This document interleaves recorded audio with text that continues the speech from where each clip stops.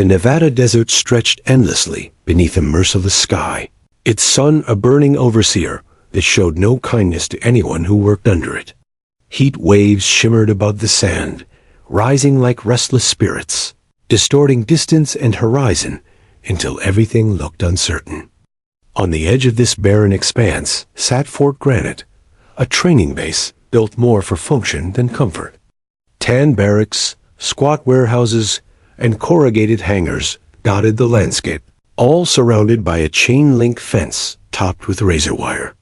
The hum of generators mixed with the occasional crack of gunfire from the range, a rhythm as familiar to the men and women stationed there as breathing.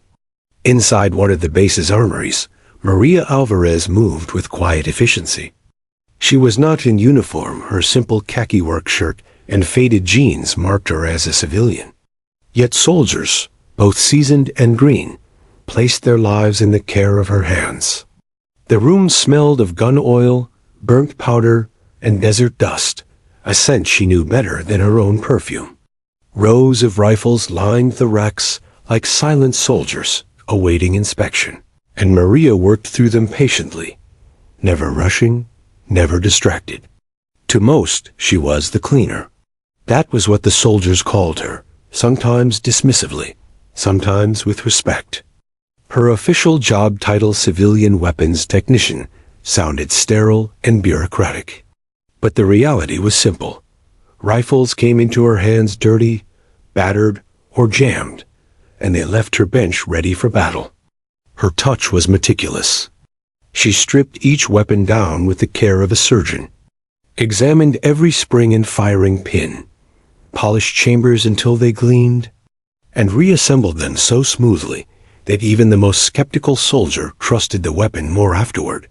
Few of them knew that she had grown up on a small ranch in New Mexico, where her father had taught her to shoot before she could ride a horse. Fewer still knew that while her brothers played football, Maria spent weekends stalking coyotes through mesquite thickets with a battered .3006, learning how to read wind through grass and how to wait motionless until her prey revealed itself. Life had taught her patience and precision long before the military ever paid her for it. Still, at Fort Granite, she was invisible in many ways. Soldiers came and went, some with swagger, some with fatigue heavy on their shoulders. Few lingered to talk with her. The younger recruits sometimes teased, joking about how she married the rifles, because she spent more time with them than people. Maria ignored it all. She knew who she was and what she could do. That knowledge was enough. But whispers floated through the barracks. A corporal swore he'd seen her hit a bottle off a fence post at 500 yards during a weekend cookout. Another claimed she could outshoot anyone if she wanted to. No one really believed those stories. After all, she was just a cleaner. The day everything began to shift started without warning.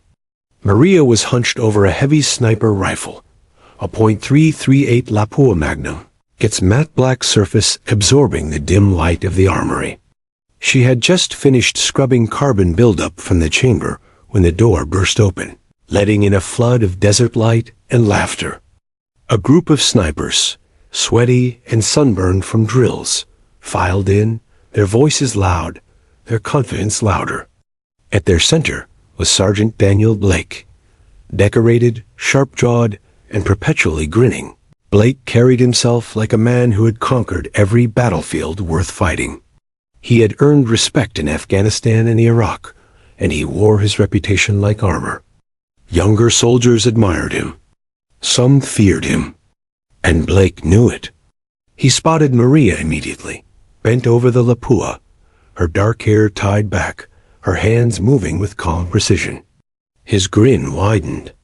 "Well, look who we've got here," he said, his voice pitched so everyone could hear. "The queen of rags and oil." The others chuckled. Maria didn't look up. She continued to check the bolt, sliding it in and out with practiced ease. Blake leaned against a workbench, arms crossed, eyes glittering with mischief. "Tell me, Maria, do you ever fire one of those things? Or do you just tuck them in at night after you've given them a nice bath. More laughter. Someone clapped Blake on the back. Maria set the rifle down gently and finally raised her eyes.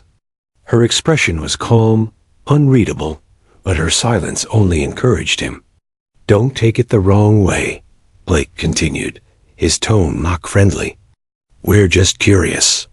All this time polishing rifles, you'd think you'd at least know which end the bullet comes out of."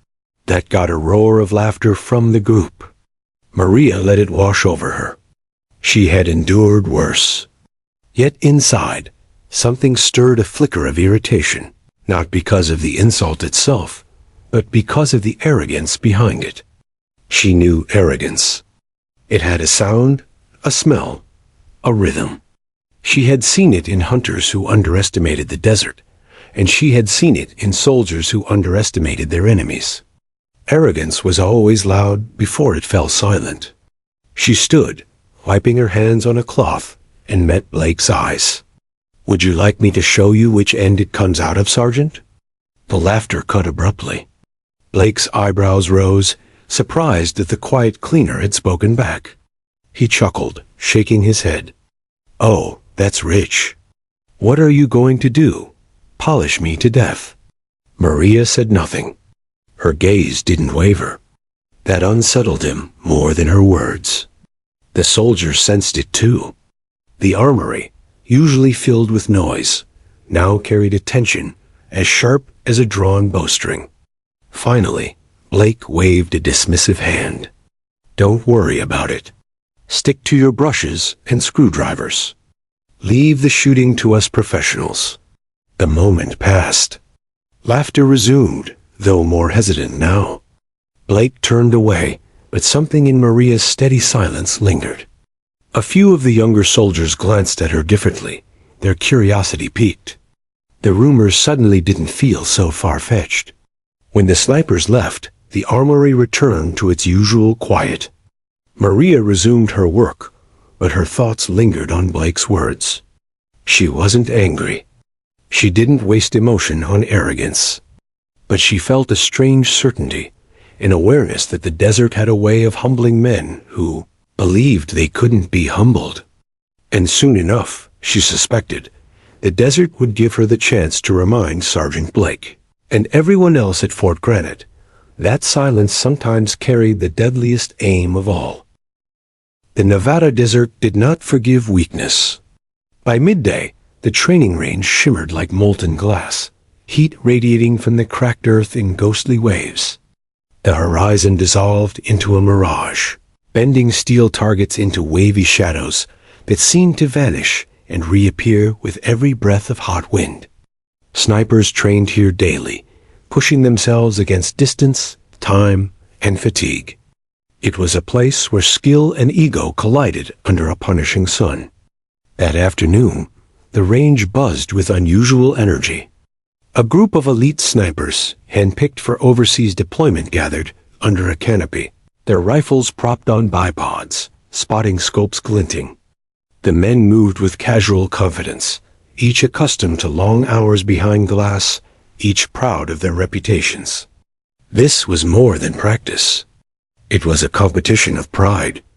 Every soldier wanted to leave the range with bragging rights, their shot the one talked about over dinner in the mess. Sergeant Daniel Blake was in his element.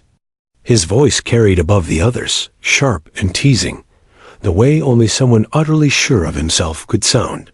He had already made several impressive shots, ringing steel at 2,000 meters with ease, and he wore the triumph like a badge. His squad laughed at his jokes, their respect mingled with amusement. Blake thrived on it, playing to the crowd as naturally as breathing. "You see that?" he shouted after one particularly clean hit. "That's how it's done. Textbook. You don't teach that, you're born with it." The men laughed. Blake grinned, brushing sweat from his forehead, already scanning the range for his next challenge. His gaze fell on the armory tent at the edge of the training grounds. The flap was open, and inside, as always, was Maria Alvarez. She sat at her workbench in the shade, head bowed over a rifle she had just serviced. Her hands moved with unhurried care, sliding the bolt, checking the chamber. To her, the noise of the range was background music, something she had long since tuned out. Blake's grin widened. An idea half joke, half provocation sparked in his mind. He nudged the corporal beside him. "Watch this," he muttered, striding toward the armory. The crowd followed, eager for amusement. The firing line grew quieter as soldiers realized Blake was about to make a show of something. Maria looked up as the group approached, her face calm, unreadable. She didn't flinch under the sudden attention, nor did she set aside the rifle. She merely waited, polishing cloth in hand. "Well, if it isn't the rifle whisperer," Blake said loudly, his tone dripping with sarcasm. "Tell me, Maria, do you ever actually shoot one of these things? Or do you just polish them until we can see our reflections?" Laughter rippled through the group. Maria said nothing, her eyes dropping back to the rifle. She adjusted the scope gently, as though the weapon itself were more deserving of her attention than the man knocking her. Blake's grin widened. Silence wasn't good enough for him. He wanted a reaction. "Come on," he pressed, spreading his arms. "Don't be shy. You've been around these rifles long enough. Surely you know what the trigger does. Unless cleaning them is your limit." Another round of laughter. Some soldiers shifted uncomfortably, but most enjoyed the spectacle. Maria finally looked up, her gaze steady. Her voice, when she spoke, was calm and level. "Which plate do you want me to hit?" The words landed like a stone in a pond, silencing the laughter instantly. Blake blinked, surprised. For a moment, he thought he had misheard her. Then he chuckled, shaking his head. "Oh, this is rich. You want to shoot? Fine." He turned, sweeping his arm toward the horizon. "Pick the farthest plate out there. That one, see it? Almost 4 kilometers away. You won't even see it in the scope."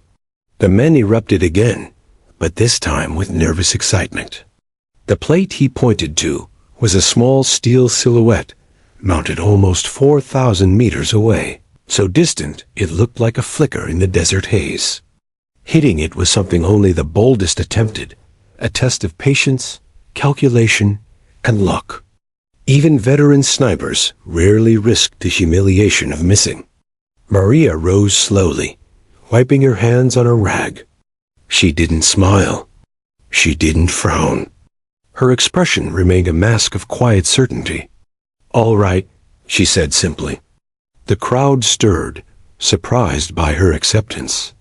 Blake arched an eyebrow, amused. "You're serious?" Maria met his gaze. "You asked. I'll answer." That was all. She stepped around the workbench and moved toward the firing line, the rifle she had just serviced resting easily in her hands. The soldiers followed, murmurs buzzing among them. Some whispered that this was madness. Others whispered that maybe the rumors about her were just rumors. At the firing position, Maria knelt, unfolding the bipod with deliberate care. She set the rifle down, adjusted the stock against her shoulder, and lowered herself prone. The heat of the earth pressed against her chest. Her cheek found the stock, her eye the scope. Through the glass, the distant plate swam in the mirage. It looked unreal, flickering like a phantom, the desert conspiring to make it vanish. Maria breathed slowly, her body still, her mind narrowing to a single line of focus. She reached into her pocket, pulled a strip of cloth, and held it up. The wind caught it, tugging gently to the left. She noted the drift, the way the air moved across the desert like an invisible tide. Behind her, Blake laughed, clapping a soldier on the back. "This will be over in seconds. Watch, she won't even hit dirt near it." Maria ignored him. She made small adjustments, her hands steady, her breathing even. For her, this wasn't about proving anything to Blake. It wasn't about pride or reputation. It was simply a test of truth rifle. Shooter, target, distance. Nothing else mattered. The crowd fell into a hush as she chambered around. The bolt slid forward with a satisfying click. Maria settled, her finger resting lightly on the trigger. In the silence, the desert itself seemed to pause, waiting. The desert was silent, except for the occasional whistle of wind brushing across the barren range. Maria lay prone behind the heavy .338 Lapua Magna, her body aligned with practiced ease. Dust clung to her clothes and hair, carried by the restless air that never seemed to settle in Nevada. Through the scope, the world narrowed into a thin line of vision, stretching across nearly 4 kilometers of distorted mirage.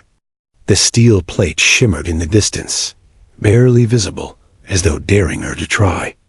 The crowd behind her muttered with low excitement. Soldiers shuffled closer, some shading their eyes, others pulling out spotting scopes to watch. They were supposed to be training, but nobody cared now. This was entertainment. Maria, the quiet cleaner, was about to attempt something few professionals would dare. "Bet she doesn't even hit dirt," someone whispered. "Blake's going to eat her alive," another snorted. Blake himself stood tall with folded arms, grinning like a man who already knew the ending of the story. "Take your time," he called mockingly. "We've got all day." His voice carried just enough condescension to draw chuckles from the men clustered around him. Maria tuned it all out. Her mind was elsewhere, not on Blake, not on the crowd, not even on proving herself. She had done this before, though never at such distance. Back home, hunting coyotes in New Mexico, she had learned to watch the air. The way grass bent, the way dust carried, the way heat warped the horizon, these were her guides. A rifle was simply an extension of that awareness. She let her breathing steady, her body sinking into stillness. The rifle felt alive beneath her cheek, its weight pressing into her bones. She cycled the bolt, chambering the first round. The metallic click echoed faintly, a promise of what was about to come. Through the scope, the plate wavered. She dialed elevation, her fingers delicate on the turrets. Windage came next. She glanced at the strip of cloth she had placed earlier. It fluttered slightly, a whisper to the left. She adjusted accordingly. For a moment, she closed her eyes. The desert had a voice if you knew how to listen. It spoke through silence, through heat, through the way air moved invisibly, but relentlessly across open space. She listened now, and when she opened her eyes again, her world had shrunk to a dot in the mirage. "Any day now," Blake drawled. Maria exhaled, long and even, letting the tension drain from her muscles. She rested her finger gently against the trigger, the pressure almost imperceptible. Her heartbeat slowed, aligning with the rhythm of her breath. The shot broke. The rifle thundered, its recoil slamming into her shoulder, dust kicking up in a small cloud around the muzzle. Soldiers flinched instinctively at the sharp crack. The round tore through the air, carving a path across the desert, invisible yet undeniable. Every eye followed it, every scope straining. Seconds stretched into an eternity. Then impact. A plume of dust exploded hundreds of meters short of the plate. The silence lasted only a breath before laughter erupted behind her. Blake doubled over, clapping his hands together, his grin wide and triumphant. "Called it," he shouted. "Didn't even scratch the paint. Hell, didn't even come close." The soldiers roared with amusement. Some shook their heads, others slapped Blake on the back. The tension that had built up evaporated into relief. To them, the natural order of things had reasserted itself. Blake was the master. Maria was just the cleaner. But Maria didn't move. She didn't look back at them. She cycled the bolt smoothly, ejecting the spent casing, chambering another round. Her expression was calm, her eyes focused. To her, the miss wasn't failure, it was data. A note written in dust, a clue whispered by the desert. She adjusted her scope again, subtle clicks barely audible over the laughter. She shifted slightly on the mat, correcting her posture. Her breathing never wavered. "You get one try, sweetheart," Blake called, though his voice held a faint edge now, sharpened by the composure she still carried. "Don't embarrass yourself further." Maria didn't answer. She wasn't aiming to prove him wrong. She was aiming for truth. She whispered softly to herself, words no one else could hear. Again. Through the scope, the plate danced in the heat, distant and unreal. But in her mind, it was already hers. The desert held its breath. Maria lay stretched across the firing mat, body molded into the earth, cheek pressed firmly to the stock of the heavy rifle. The air around her shimmered with heat, a restless mirage twisting the distant horizon. The soldiers behind her shuffled impatiently, some still laughing, others beginning to sense something different in her silence. The sound of Blake's mockery still hung in the air, but Maria's focus was elsewhere, locked on the thin sliver of steel nearly 4 kilometers away. To her, the dust plume from her first shot hadn't been failure. It had been revelation. The desert had answered her, told her exactly how far short she was, how hard the wind had pressed, how much she had to adjust. Each shot was a conversation, and she had been listening carefully. Her fingers rested lightly on the adjustment turrets of the scope. With precise movements, she dialed in the corrections, her eyes narrowing. The steel plate swam through the distorted heat waves, but Maria saw more than the blur. She saw the path of wind across it, the unseen tides that pushed against a bullet's flight. She felt the rhythm of the air itself, invisible but alive. The soldiers whispered, trading jokes and bets. Blake, arms crossed, leaned against a post with a smirk etched across his face. His confidence radiated, but his eyes lingered longer on Maria than before. Her calmness gnawed at him in a way he couldn't explain. "You sure you want to embarrass yourself again?" he called, his tone still mocking, but a shade less steady. Maria said nothing. She cycled the bolt, chambering the next round with the same deliberate care she'd shown when cleaning the rifle. The metallic click was crisp, final, like the ticking of a clock before midnight. Dust clung to her hair, her shirt, the skin at the corner of her eye, but she didn't notice. She was beyond discomfort. Her breathing slowed. Inhale, exhale.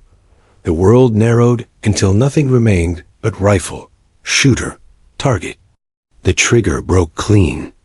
The rifle roared, the recoil shoving back into her shoulder. Dust erupted from the muzzle blast. The sound cracked across the desert, echoing like thunder.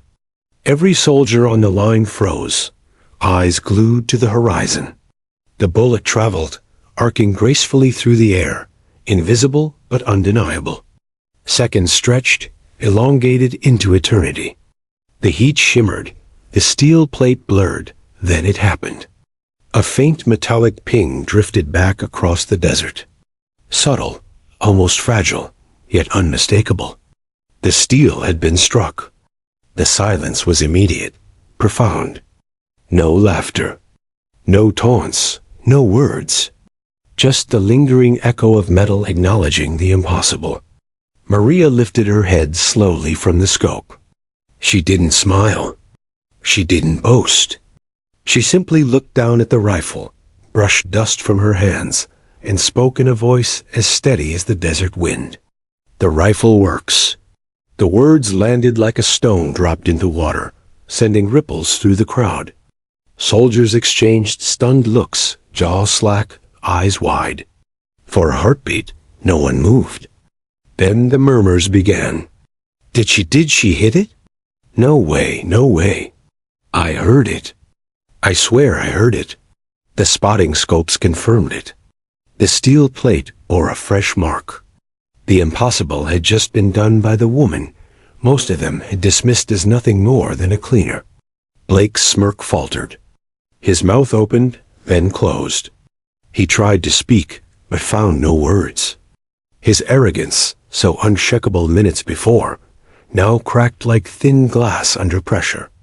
Maria ignored him. She cycled the bolt again, the smooth click echoing louder than the murmurs. Dust swirled around her as she settled back into position, calm as if nothing extraordinary had happened. To her, this was not victory. It was simply the continuation of a conversation with the desert. The crowd leaned forward, anticipation now thick in the air. Blake finally found his voice, though it carried less conviction. "That was luck," he spat. "Anyone can get lucky once." Maria didn't respond. She adjusted the scope, her hands precise, unhurried. She waited, watching the cloth strip flutter gently in the breeze. The desert whispered again, and she listened. Another breath. Another squeeze. Another thunderous shot. The seconds dragged, hearts pounding in chests. Then another metallic ping, louder, clearer this time. The silence was deafening. Maria set the rifle down with deliberate care, her movements unhurried, as though she had merely finished cleaning it. She brushed the dust from her shirt, stood slowly, and walked away from the line. No celebration. No triumph. Just silence in her wake. The soldiers stared, rooted in disbelief. Their world, their hierarchy, had shifted. The woman they had mocked had reached across nearly 4 kilometers of desert and struck steel twice in a row.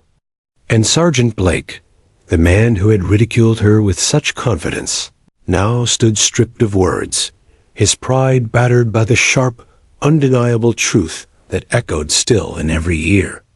The desert had spoken, and it had not spoken in his favor. The desert was still ringing with the echo of steel. The second shot had landed truer than the first, its sound carrying like a whispered secret across the 4 kilometers of barren earth. The metallic ping was faint, almost delicate, but it carried with it the weight of something monumental. To those gathered on the firing line, it was not just the sound of lead striking steel. It was the sound of assumptions collapsing, of arrogance breaking apart, of an unseen balance shifting. The soldiers stood frozen, the air around them thick with disbelief. Some still leaned into their spotting scopes, unwilling to trust their ears alone. Through the glass, the evidence was undeniable. 2 fresh marks scarred the distant plate. The impossible had been done, not once, but twice. Maria lay quietly on the mat, dust clinging to her arms and face. She did not beam with triumph, nor did she gesture to the crowd. She simply exhaled, as if releasing a burden she had never claimed in the first place. For her, the challenge had been nothing more than a conversation with distance and wind. She had asked the desert a question, and it had answered. Behind her, the murmurs began. Holy hell! She hit it. Twice. That's not possible. I saw it. It's there. She nailed it. The words tumbled over one another, disbelief giving way to awe. Soldiers who moments earlier had laughed at her now stood with wide eyes and slack jaws, their pride in their own marksmanship suddenly dwarfed. Blake's grin was gone. The sergeant's face, once so full of smug certainty, had hardened into a mask. His jaw clenched, a muscle twitching near his temple.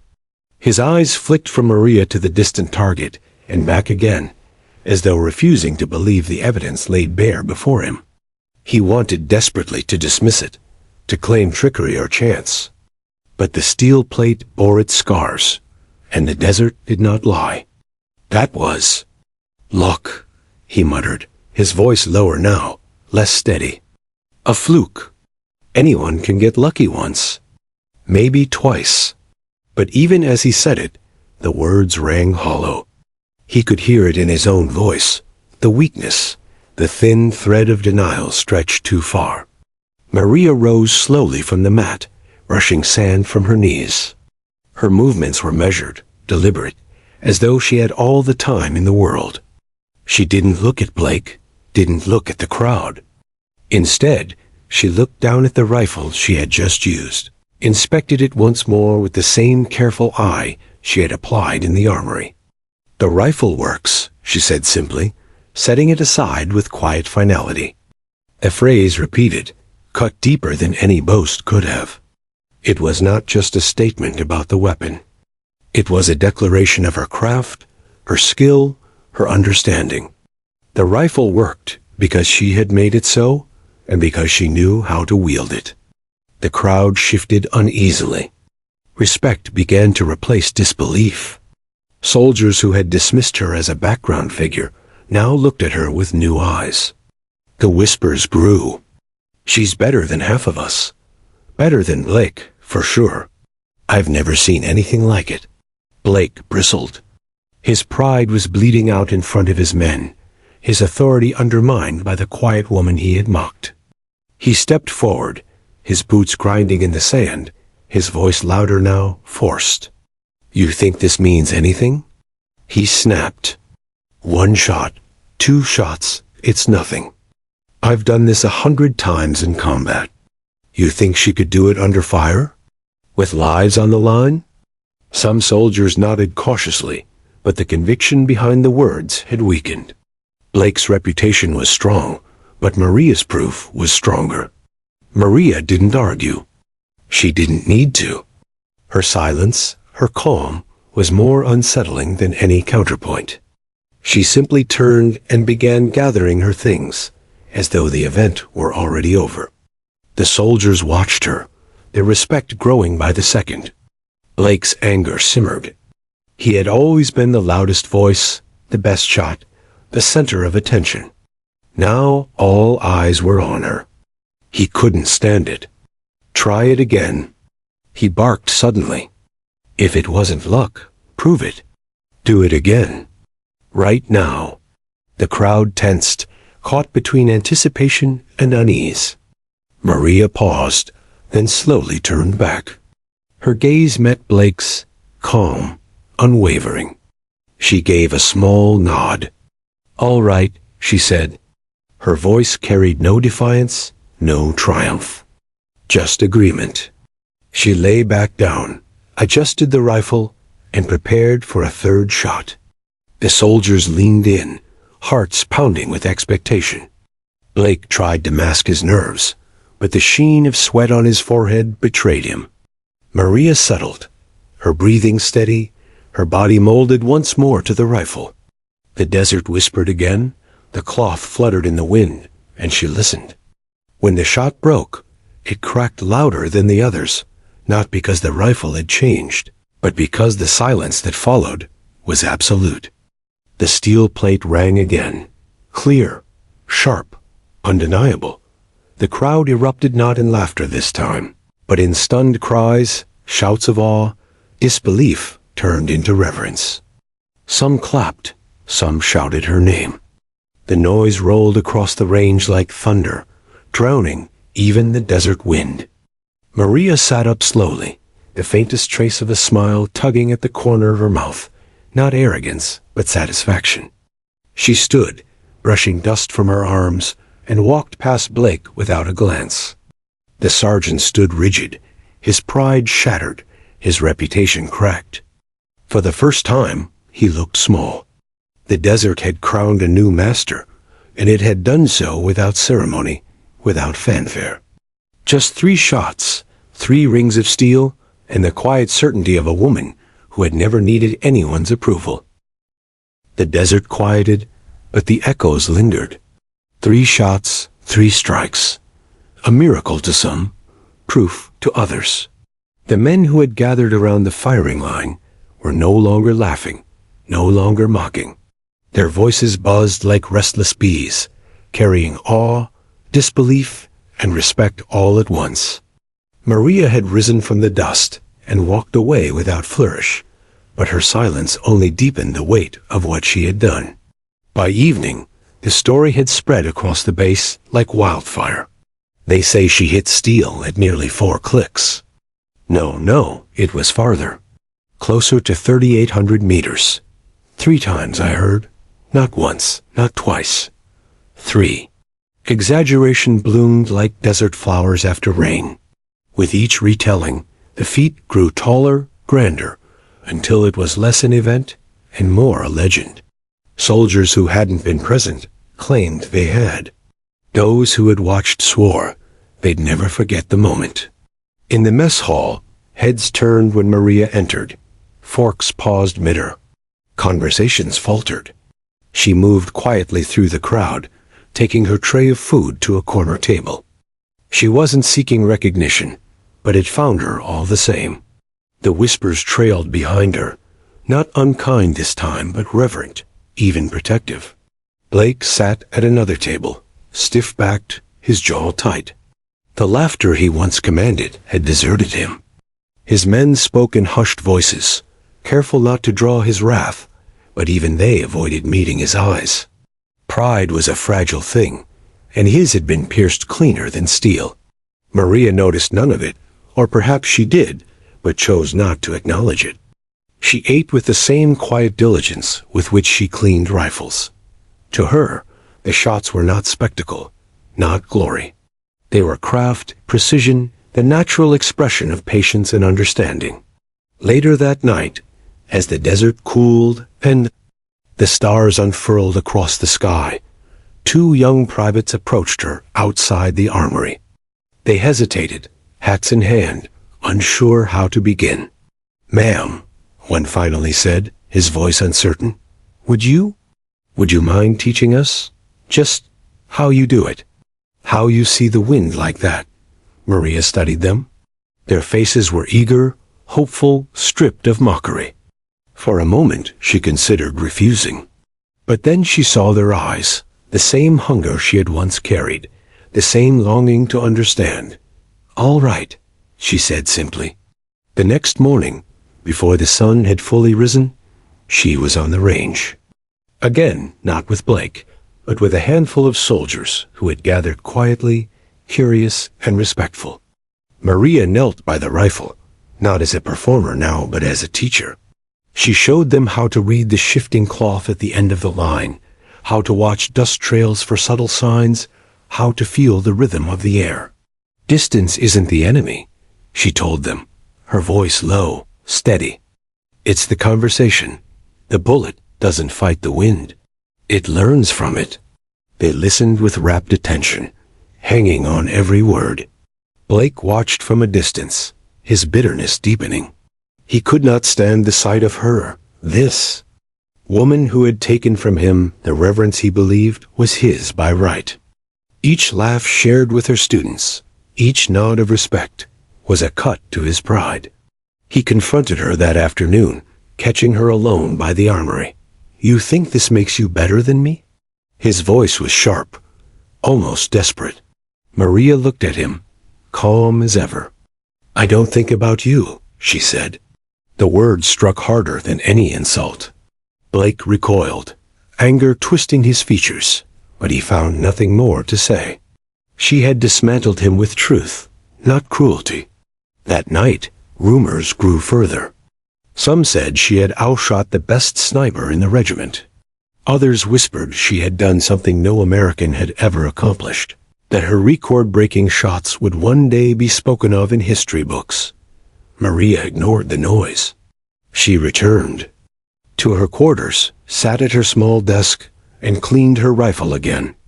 Piece by piece, she ran cloth and oil across steel, inspecting every part as though it were sacred. To her, the rifle was not a tool for glory, but a companion, a partner in quiet understanding. Yet even she could feel the change in the air. Where once soldiers had overlooked her, now they greeted her with nods and respect. Where once she was invisible, now she was the subject of whispered admiration. And though she had not sought it, leadership began to form around her, not by command, but by presence.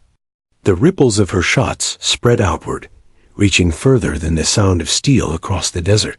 They touched hearts, reshaped minds, and planted something new in the culture of the base. The idea that mastery could come from anywhere, that humility could be stronger than pride, that greatness did not always need to announce itself. But ripples have a way of stirring storms. And Sergeant Blake, wounded but not broken, was not done fighting. Not yet. The desert morning was sharp with cold, a stark contrast to the relentless heat of the previous afternoon. Maria stood on the range, her rifle resting against the bipod, as a group of young soldiers gathered around her. She didn't command them in the way a sergeant would. Her authority was quieter, earned through demonstrated skill and calm composure rather than rank. "Watch the cloth," she instructed, her voice soft but deliberate. "See how it moves with the air? Every twitch tells you a story. Learn to listen." The soldiers nodded, eyes wide with concentration. They were not just learning to shoot. They were learning to observe, to anticipate, to trust their instincts. Blake lingered at the edge of the group, silent at first, watching. Pride had been stripped from him in the open desert the day before, and he was not yet ready to confront it directly. He told himself he was studying her method, but a deeper part of him resisted. His ego, so long untouchable, bristled at the sight of soldiers hanging on Maria's every word. "You're wasting time," he muttered under his breath, though no one heard. "It's just cleaning rifles." Yet every instruction she gave, every subtle tip about reading mirage and wind, reinforced the truth that her talent extended far beyond maintenance. She wasn't just the armory worker. She was a teacher, a guide, someone who could shape skill in ways he never imagined. A young private raised his hand timidly. "Ma'am, how do you judge distance without a rangefinder?" Maria smiled faintly. "You watch the horizon. You feel the space between you and the target, like it's part of your body.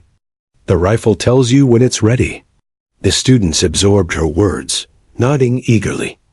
Their admiration was palpable. Even Blake had to admit internally, unwillingly, that she was commanding respect without raising her voice, without asserting herself through rank or position. Later, Blake confronted her directly, unable to bear the quiet influence she wielded. "You're turning my men into your students," he said, frustration lacing every word. "Do you understand what you've done?" Maria didn't flinch. "I'm teaching them what they need to know. Nothing more." Blake's jaw tightened. "You've humiliated me, Maria. Everyone's talking about you. You think you can just walk in here and outshoot the best without consequence?" She regarded him calmly, unflinching. "I never thought about consequences. I just did what I could. That's all any of us can do." Her calmness was infuriating.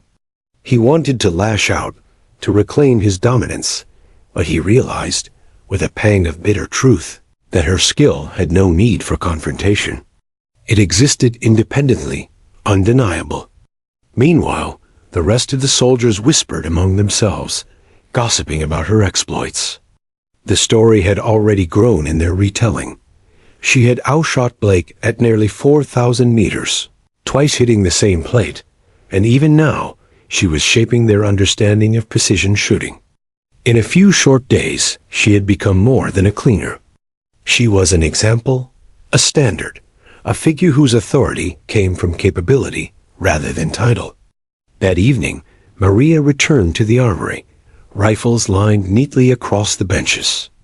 She cleaned each one again, methodical and precise, her hands steady. Some soldiers lingered, watching, hesitant to interrupt, but unwilling to leave.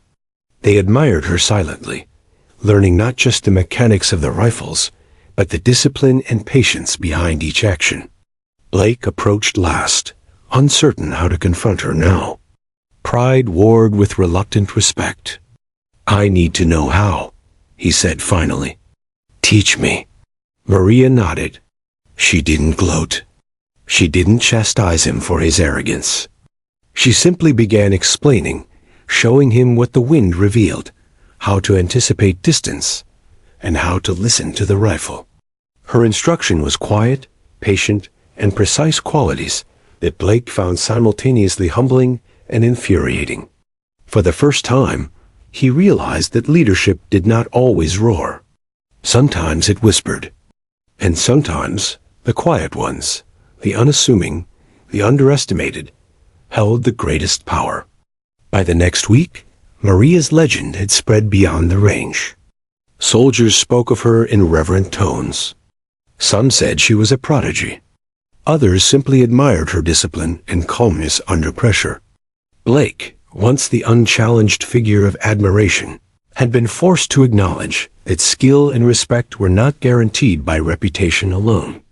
Maria never sought recognition. She never asked for attention.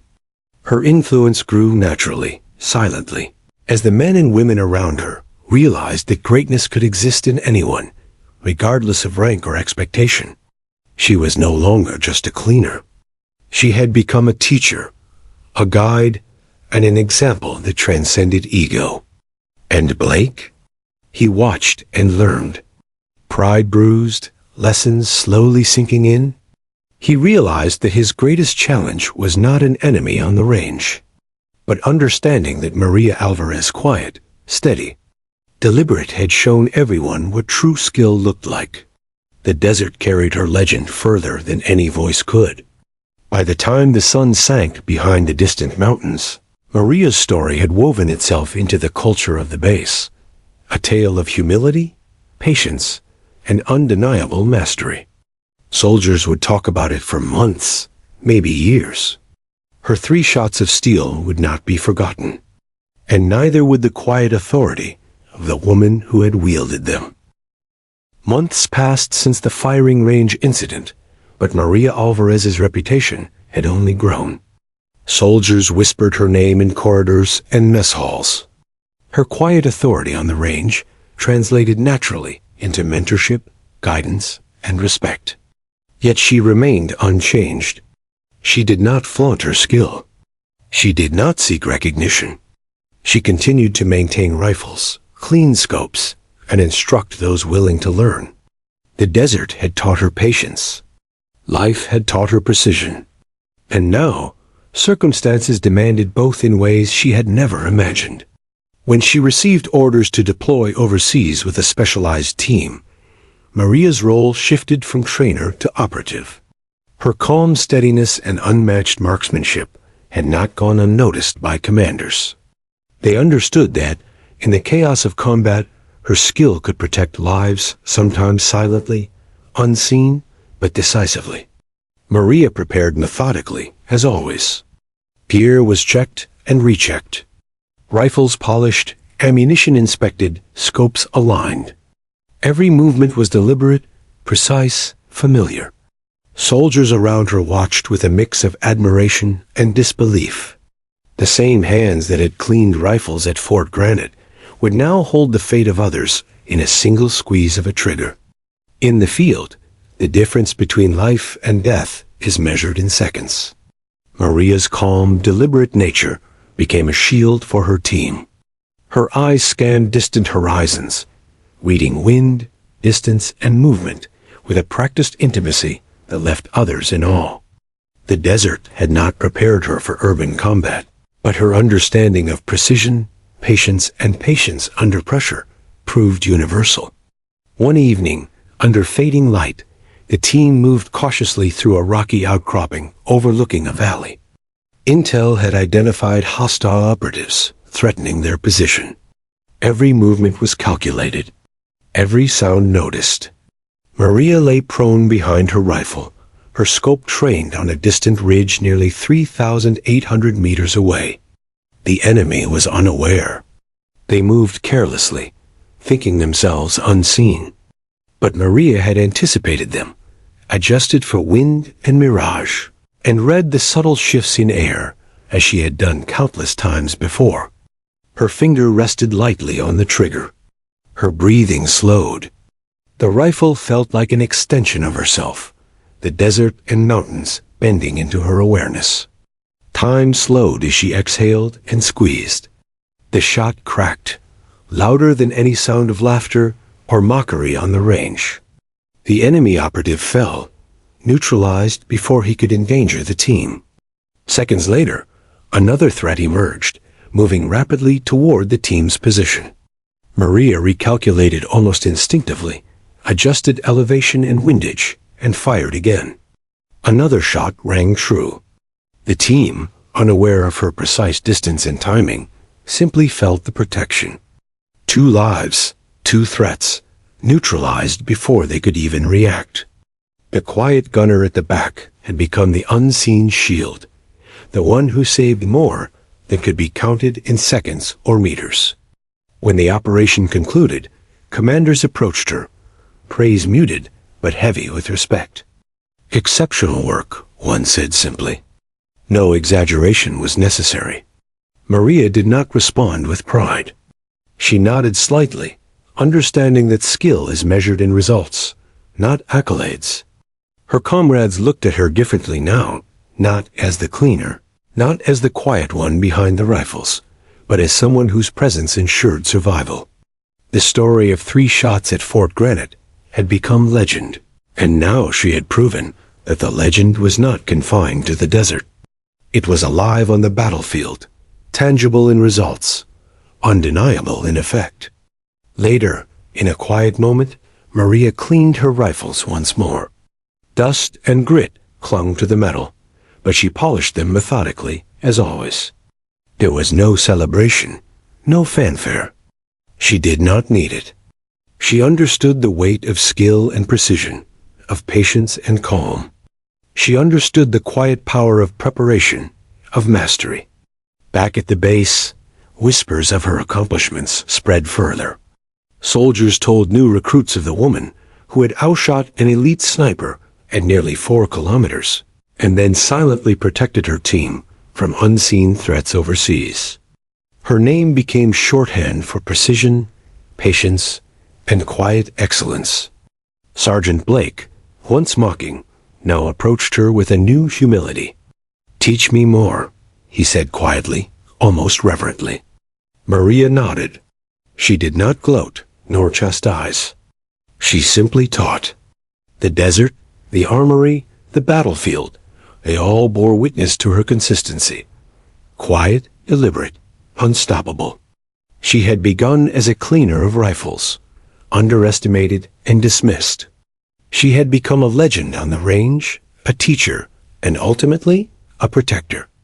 And in every shot, in every whispered lesson, in every calculated movement, Maria Alvarez left an unshakable truth in her wake. Never underestimate the quiet ones, for they often carry the sharpest aim, the clearest mind, and the unseen shield that saves countless lives. Her story echoed beyond the desert, beyond the base, beyond the battlefield itself.